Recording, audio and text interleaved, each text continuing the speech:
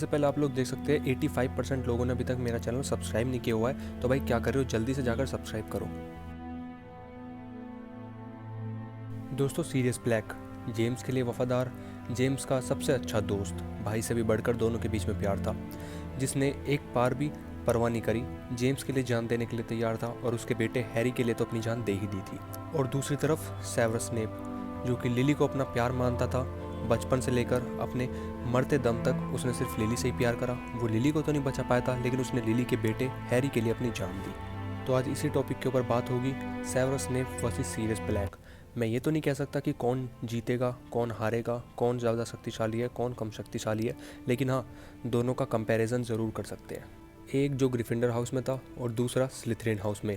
ग्रिफिंडर house और स्लिथरिन house की तो कभी बन ही नहीं सकती, जैसा कि हम सभी लोगों को पता है। हॉगवर्ट्स में पढ़ते दौरान अक्सर इन दोनों की तू मैं हो जाती थी, लड़ाई झगड़े भी हो जाते थे, लेकिन इस बात से हम ये नहीं कह सकते कि कौन ज़्यादा सबसे शक्तिशाली है। दोस्तों, अब बात कर लेते हैं 5th ईयर की, जब सीरियस ब्लैक अपने 5th ईयर में था। सीरियस ब्लैक एनामेगस बन सकता था, इजीली डॉग के रूप में परिवर्तित हो सकता था अपने 5th ईयर में, और ये काम बहुत ही मुश्किल होता है। सभी जादूगर जानवर के रूप में परिवर्तित नहीं हो सकते हैं, बहुत ही पेशेंस चाहिए होता है इस काम को करने के लिए, और बहुत ही मुश्किल ये प्रक्रिया होती है जो कि एक शक्तिशाली विजार्ड ही कर सकता है। और दूसरी तरफ सेवर्स स्नेप की बात करें तो सेवर्स स्नेप ने अपने 6th ईयर में पोशन की बुक को पूरा रीमेक कर दिया था, पूरी नई बुक बनाई थी अपनी लैंग्वेज में, अपने मंत्रों के प्रयोग से, जैसे कि हमें हाफ ब्लड प्रिंट्स में देखने को मिला था। और सेवर्स स्नेप ने साथ ही साथ कई सारे नए नए मंत्रों का भी निर्माण करा था। कई सारे मंत्रों का, बहुत ही अनोखे मंत्र थे और कुछ तो बहुत ही खतरनाक मंत्र भी थे। दोस्तों, अब मैं आप लोगों को एक बात और बता दूं, बहुत लोगों को ये बात बुरी लग सकती है, लेकिन आपको ये बात समझ नहीं होगी कि सेवर्स स्नेप ने जब रास्ता चुना था अपना स्टार्टिंग में, वो एक बुराई का रास्ता था, मतलब कि एक डेथ ईटर का रास्ता चुना था। उसने वोल्डेमॉर्ट का साथ दिया था, यानी कि सेवर्स स्नेप ने बुराई का साथ दिया था। लेकिन दूसरी ओर सीरियस ब्लैक ने स्टार्टिंग से ही ऑर्डर ऑफ द फिनिक्स का मेंबर रहा और हमेशा से ही अच्छाई की राह पर चला। हालांकि बाद में सेवर्स स्नेप जो है अच्छा हुआ, लेकिन वो अच्छा हुआ लिली की मौत के बाद, हमें ये समझना चाहिए। लेकिन सीरियस ब्लैक हमेशा से ही अच्छा था और वो अच्छाई की राह पर चलता था। अब हम मैजिक में देख लेते हैं कि कौन सबसे ज़्यादा शक्तिशाली था मैजिक में। किस तरह से हम लोग समझ सकते हैं कि कौन सबसे ज़्यादा शक्तिशाली है मैजिक करने में, अटैकिंग में और डिफेंसिंग में। सीरियस ब्लैक, जो कि ऑर्डर ऑफ द फ्यूनिक्स में चुना गया। Order of the Phoenix Voldemort से लड़ने के लिए थी। वोल्डेमॉर्ट आप लोगों को पता ही है कि कितना खूंखार जादूगर था, और उससे लड़ने के लिए एक ऐसी सेना बनाना जिसमें बहुत ही ज़्यादा शक्तिशाली विजार्ड हो, ये होने बहुत ही ज़्यादा ज़रूरी है। जिस वजह से हमें ये समझने को मिलता है कि अगर Sirius Black order of the Phoenix में है तो वो शक्तिशाली तो कहीं ना कहीं पर है। लेकिन दूसरी ओर सेवर्स स्नेप, जो कि एक डेथ ईटर था, डेथ ईटर भी कुछ कम नहीं होते थे, वो भी खूंखार होते थे। लेकिन अब इसका मतलब ये नहीं कि स्नेप ज़्यादा स्ट्रॉन्ग है। दोस्तों, हमें स्नेप की ड्यूलिंग कभी भी किसी के साथ देखने को नहीं मिली, मतलब किसी भी तरह की लड़ाई हमें स्नेप की नहीं देखने को मिली हैरी पॉटर सीरीज़ में। जब हम लोग देखते हैं मैगोनेगल के साथ वो लड़ता है तो वो उस पर पलटवार कर ही नहीं सकता था, क्योंकि वो तो उस टाइम पर अच्छा ही हो गया था। लेकिन हमें पहले कभी भी किसी के साथ भी स्नेप की ड्यूलिंग देखने को नहीं मिली, तो भला हम कैसे कह सकते हैं कि वो कितना ज़्यादा शक्तिशाली है।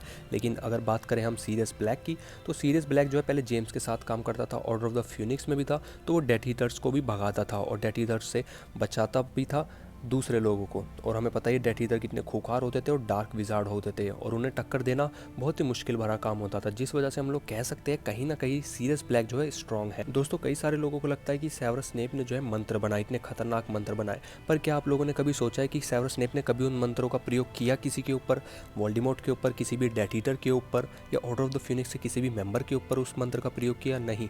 तो फिर ऐसे मंत्र का फायदा ही किया जो आपको साबित ही ना कर सके कि आप कितने पावरफुल हो। अब दोस्तों, ये मेरे ओपिनियन है और मैं किसी को भी ज़्यादा शक्तिशाली नहीं कह रहा हूँ, ना ही सेवर्स स्नेप को, ना ही सीरियस ब्लैक को। मेरे लिए दोनों ही इक्वल है। एक और जहाँ सीरियस ब्लैक इतने सारे डिमेंटर्स को चकमा देकर अज़्काबान से भाग गया और पहला ऐसा आदमी बना जो कि अज़्काबान से भागा था, जिसे हम लोग जानते हैं सीरियस ब्लैक। और दूसरी ओर जो है सेवर्स ने, वो बिना ब्रूम के यानी कि जादुई झाड़ू के उड़ सकता था। ऐसा दूसरा विजार्ड सिर्फ लॉर्ड वोल्डेमॉर्ट था जो कर सकता था, यानी कि विजार्डिंग वर्ल्ड में सेवर्स स्नेप और लॉर्ड वोल्डेमॉर्ट और डिमेंटर्स, ये 3 लोग हमें देखने को मिले हैरी पॉटर मूवी में, जो कि बिना झाड़ू के उड़ सकते थे। और भी ऐसी चीज़ें होती है जो बिना झाड़ू के उड़ सकती है, लेकिन 2 विजार्ड सेवर्स स्नेप और लॉर्ड वोल्डेमॉर्ट, ये दोनों बिना झाड़ू के उड़ सकते थे, और ये काम एक शक्तिशाली विजार्ड ही कर सकता है। और अब यहाँ पर वही बात आ जाती है कि मैं सेवर्स स्नेप को ज़्यादा शक्तिशाली नहीं कह रहा हूँ। दोस्तों, सीरियस ब्लैक जो है अज़्काबान से भाग कर आ गया। अज़्काबान एक बहुत ही बड़ी जगह है जहाँ से भागना बहुत ही ज़्यादा मुश्किल है, और हम सब लोगों को पता है कोई भी ऐसे भाग कर नहीं आ सकता है। दोस्तों लास्ट में एक टॉपिक और ख़त्म कर देता हूँ। बहुत सारे लोग समझते हैं कि बेllaट्रिक्स को सीरियस ब्लैक ने मार दिया तो इस वजह से सेवरस स्नेप ज़्यादा स्ट्रॉन्ग है। दोस्तों सेवरस स्नेप को भी तो नगीनी ने मारा था, यानी कि मैं आप लोगों को समझाता हूँ।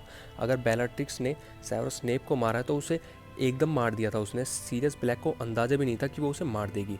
तो लोग कहते हैं कि सीरियस ब्लैक जो है बेllaट्रिक्स के हाथों मर गया, तो यानी स्नेप ज़्यादा स्ट्रॉन्ग है क्योंकि स्नेप जो है बेllaट्रिक्स को झेल सकता था। दोस्तों अब एक ध्यान से बात समझना, बेllaट्रिक्स ने अचानक से सीरियस ब्लैक को मार दिया था तो लोग बेllaट्रिक्स को ज़्यादा स्ट्रॉन्ग समझते हैं सीरियस ब्लैक के मुकाबले। अब लास्ट वाले पार्ट में हम लोग देखते हैं कि मॉली वीजली ने बेllaट्रिक्स को मार दिया था, तो यानी मॉली वीजली ज़्यादा स्ट्रॉन्ग है बेllaट्रिक्स से, और मॉली वीजली भी मार सकती है अब सीरियस ब्लैक को क्योंकि वो बेllaट्रिक्स से भी ज़्यादा स्ट्रॉन्ग है। बताओ दोस्तों। अब दोस्तों मैं बात करता हूँ नगीनी के ऊपर। नगीनी ने सेवरस स्नेप को मार दिया तो बाद में नगीनी को नेविल ने मार दिया, तो यानी नेविल नगीनी से ज़्यादा ताकतवर है, और अगर नेविल नगीनी से ज़्यादा ताकतवर है तो वो सेवरस स्नेप से भी ज़्यादा ताकतवर है। अब ये बात तो कुछ रही नहीं ना, इस वजह से हम लोग किसी को भी नहीं कह सकते कि कौन ज़्यादा स्ट्रॉन्ग है कौन कम स्ट्रॉन्ग है, क्योंकि हमें एक दूसरे के प्रति उनका बैटल कभी देखने को मिला ही नहीं है। और जो पॉइंट्स थे मैंने दोनों का आपस में कंपैरिजन कर दिया है। सीरियस ब्लैक अज़्काबान से भागा था, सेवरस स्नेप बिना झाड़ू के उड़ सकता था, उसने बहुत सारे मंत्र बनाए थे, खतरनाक मंत्र भी थे जिसमें, लेकिन उन मंत्रों का प्रयोग किसी के ऊपर किया नहीं। तो हम कैसे कह सकते हैं कि कौन स्ट्रॉन्ग है? Sirius Black order of the Phoenix का मेंबर था और ये कोई आम बात नहीं थी कि डंबलडोर की आर्मी में हो और आप शक्तिशाली नहीं हो, यानी सीरियस ब्लैक भी शक्तिशाली था। दोस्तों ये थी मेरी आज की वीडियो, आई होप आप लोगों को पसंद आई होगी। पसंद आई हो तो चैनल को सब्सक्राइब करना, वीडियो को लाइक करना और मुझे इंस्टाग्राम पर ज़रूर फॉलो करना। और कमेंट बॉक्स ओपन है, आप लोग बता सकते हैं कौन आपको ज़्यादा अच्छा लगता है, कौन ज़्यादा स्ट्रॉन्ग है, और जो लोग समझते हैं मेरी वीडियो कॉपी है उनके लिए ये एक वर्ड